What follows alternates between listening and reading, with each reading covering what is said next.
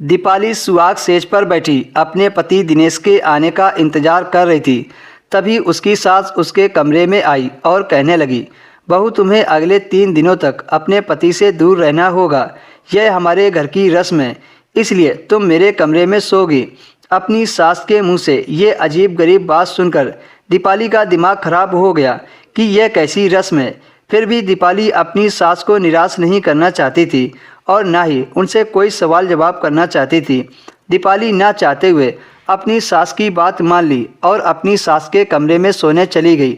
सोने से पहले दीपाली की सास 1 गिलास दूध उसके लिए लेकर आई और उससे कहने लगी, जल्दी से ये दूध पी लो और सो जाओ। दीपाली का दिमाग तो पहले से ही इस बेमतलब की रस्म को लेकर खराब था।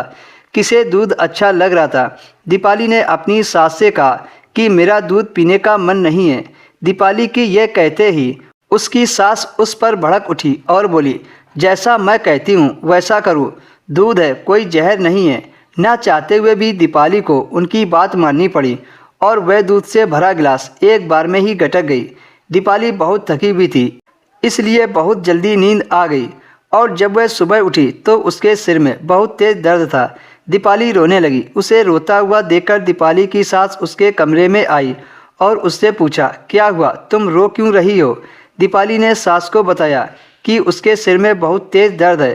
दिनेश को बुला दो, शायद वह मुझे किसी डॉक्टर के पास ले जाए।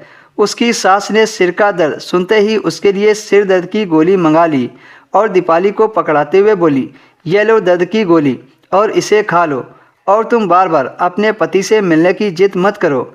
मैंने तुम्हें पहले ही बता दिया कि यह हमारे घर की रस्म है कि तुम 3 दिन तक उनसे नहीं मिल सकती, तो तुम बार बार अपने पति से मिलने की जिद मत करो। जो बात करना है 3 दिन बाद करना। उसकी सास गुस्से में ऐसे बोली कि वह चुप हो गई। सिर में दर्द तेज हो रहा था, इसलिए दीपाली ने दवाई खा ली और फिर से सो गई। किसी तरह दीपाली ने 3 दिन और 3 रातें गुजारी और चौथे दिन वह नहा धोकर अच्छे से तैयार हुई। आज दीपाली बहुत खुश थी क्योंकि आज वह अपने पति से मिलने वाली थी। आज उसकी सास के मुताबिक 3 दिन पूरे हो गए थे। कुछ देर बाद दीपाली की सास दीपाली के पास आई और उससे कहने लगी कि दीपाली, आज से तुम्हारी सारी रस्म खत्म हुई। तुमने सारी रस्में बहुत अच्छे से निभाई है। मैं अभी तुम्हारे पति दिनेश को बुलाती हूँ।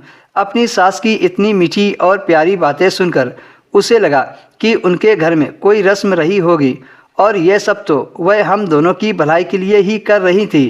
दीपाली के जीवन में सब कुछ अच्छा चल रहा था। आज दीपाली बहुत खुश थी कि वह दिनेश आज एक हो जाएंगे। दीपाली रात में अपने कमरे में गई और अपने पति के आने का इंतजार करने लगी। कुछ देर बाद दिनेश दीपाली के कमरे में आए।